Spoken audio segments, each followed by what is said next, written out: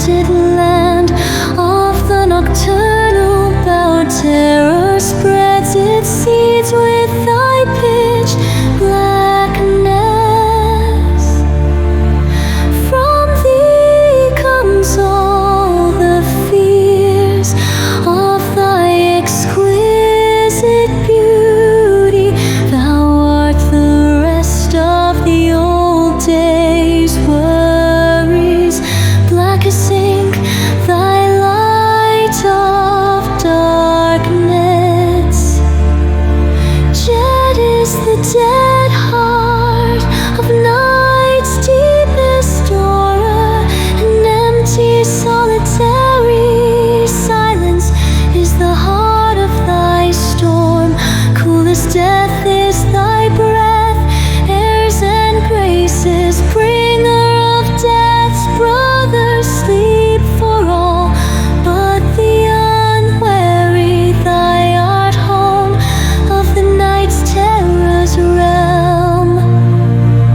From thy embrace comes all evils, fears, and horrors of men. A darkly gothic realm of death and life comes with thy hours.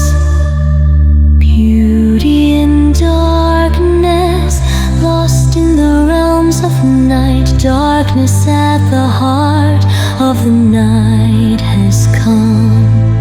Gothic enchanted land of the nocturnal bower. Terror spreads its seeds with thy pitch blackness. From thee comes all the fears of thy exquisite beauty.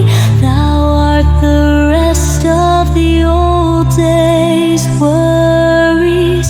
Black as ink, thy light of darkness. Jet is the dead heart of night's deepest horror. An empty, solitary silence is the heart of thy storm.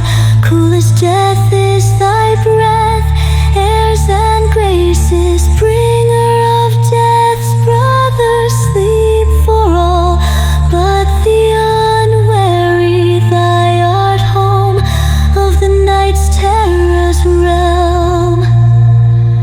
From thy embrace all evils, fears, and horrors of man. A darkly gothic realm of death and life comes with thy hours.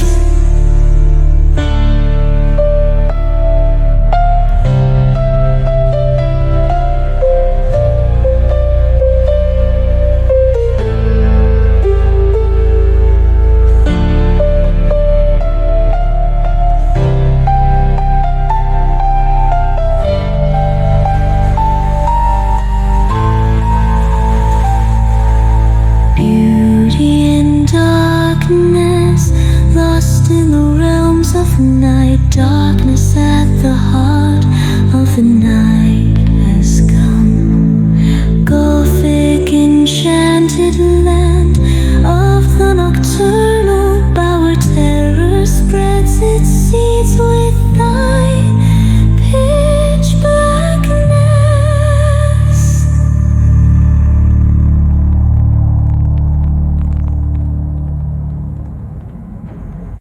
Sang a magician lady on a stage of a theater on an alien planet somewhere in the Alpha Centauri star system, while off in the wings the Emperor of the Universe watched her proudly. She was his secret wife, Anatis. She was entertaining at an intergalactic forum, and her ethereal voice enchanted him, and the song to say he was distracted would be an underestimation. "Gramps, it's time for you to go on stage," said Blake, his younger self noticing he was lost in thought in the music. The Emperor and Blake were time travelers, actually one at different times of his life. Few knew it. To the universe, The Emperor was the grandfather of Blake, and Blake was Anna's husband. "Oh, thanks, Blake," said the Emperor, waking up. The Emperor walked on stage, bowed to Anna, who smiled and walked off stage. He was in a tux and top hat. He made a white dove appear. He was a stage magician. He wanted to make an impression. The audience applauded. He smiled and bowed. "That was Anna, my grandson's wife, Anatis. She was really good, wasn't she?" said the Emperor. "Welcome to this forum. I am Sapphirus Argent, your celestial emperor." On stage walked two aliens from each side of the wings. A blue alien from Alpha Centauri and a short gray Roswell alien from Exoratia B. "And this is Dalmatine Rudial, the local emperor, and this is our guest Pyrite Obsidian. The Exoration High Leader, please welcome them here," said the celestial emperor. The audience did. Later at the ball after the forum, Anna danced with Sapphirus, who was her best friend. Dalmatine walked up to them, interrupting their dancing. "Is this the lady who sang before at the forum opening, Emperor Sapphirus?" asked Dalmatine. "Yes," said Sapphirus proudly. "She is truly a talented singer," said Dalmatine. She smiled and curtsied. "Thank you," she said. "Where is your husband?" asked Dalmatine. "I don't know why," said Anna. "I need to talk to the Emperor in private." "Thought you'd be dancing with your husband," said Dalmatine. "We can talk in front of Anna," said Sapphirus. "I'll go find Blake," Anna said, realizing Dalmatine wanted to negotiate.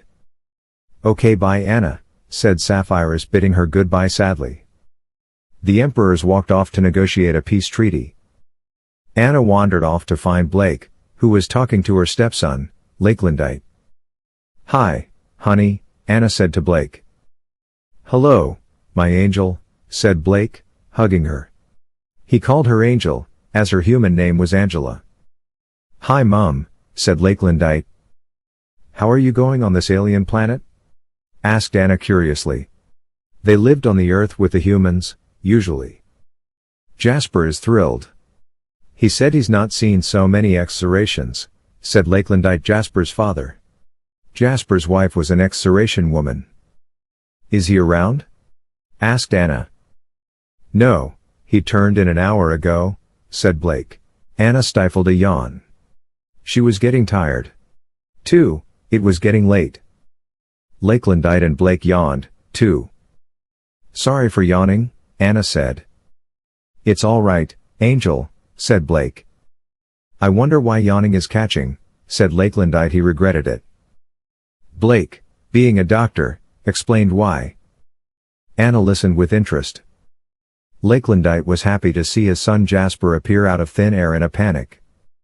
"Is your parasomnia acting up again, is it?" said Blake.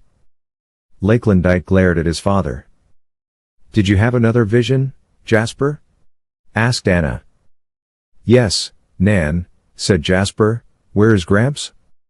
"Fred is negotiating with the Emperor of Alpha Centauri," Anna said. Fred was Sapphirus' human and preferred name. "Someone wants to blow up the building with all the diplomats in," said Jasper.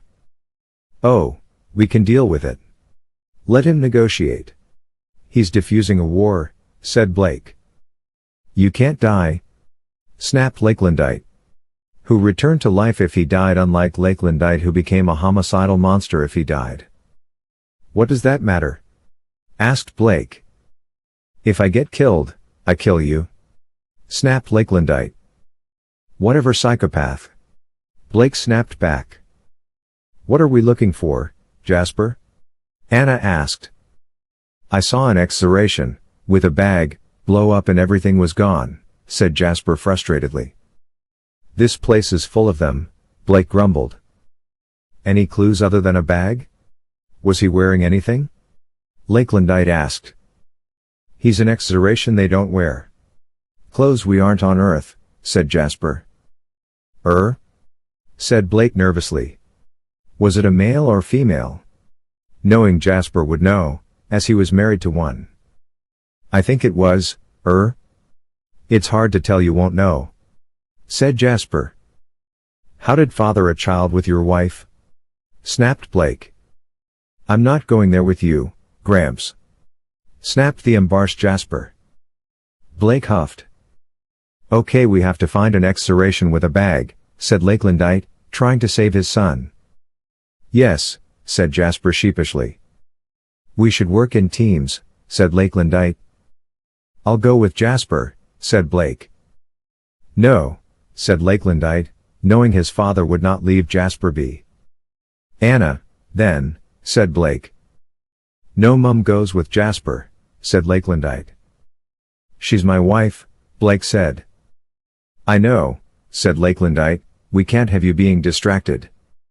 Oh, whatever, said Blake. Blake grumpily went with Lakelandite. They looked at all the excavations. He's right. I can't tell a male from a female, conceded Blake eventually. He thought Jasper and his excavation wife were magicians, having children. Are we there yet? Blake eventually moaned after half an hour of staring at excavations. We have to keep looking, have to keep going, Lakelandite said, annoyed with his dad's constant moaning.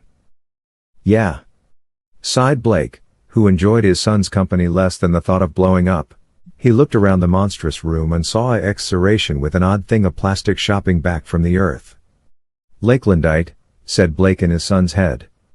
What? Moaned back, Lakelandite aloud. I think I found them, whispered Blake. Where?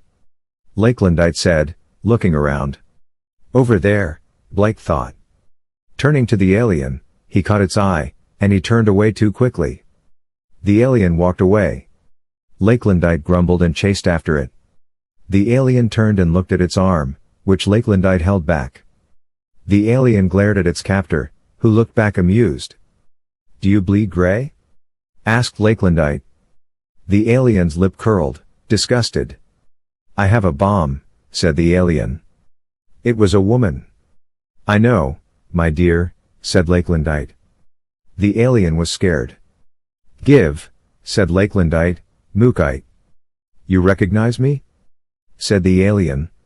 I know my daughter-in-law when I see her, said Lakelandite. Mookite handed over the bag. Lakelandite put his hand in the bag.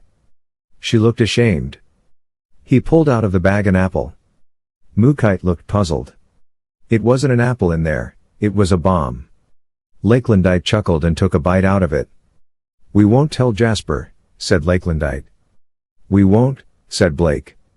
Why did you do it? They have my brother. They will kill him if I don't. I can't, said Mookite. I'll save him if he lives. You stay with my dad, said Lakelandite. Elsewhere. If your sister doesn't behave, you won't see Ambassador Ga another day. An alien from Beetlejuice said to an excavation in a suit tied to a chair somewhere on Earth. The ambassador looked sad, knowing for him to live his friends and sister would have to die. She's late, said another alien, a minion looking at a clock. She got cold feet, said the leader. The ambassador smiled. Time to die, Ga, said the leader. The minion pulled out a knife and put it on Ga's neck.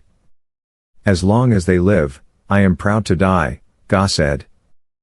Kill him, the leader said coldly. Ga felt the icy sting of the blade on his neck and closed his eyes, ready to die. Then something strange happened. The blade melted away into nothing. There were groaning noises. You can open your eyes now, a voice he knew said. Ga opened his eyes and saw Lakelandite with a bloody sword and his captors were dead. Necromancer, Ga chirped happily. Never heard my name said like that before, said Lakelandite, the necromancer who was used to hearing his name in terror. She is all right, we stopped her, said Lakelandite. Will she be punished? Asked Georgia. No one will know what she nearly did. She was being blackmailed, said Lakelandite. Ga was returned to his sister, and she was not punished except she was in the doghouse with her husband for a while, who recognized her but had been in denial.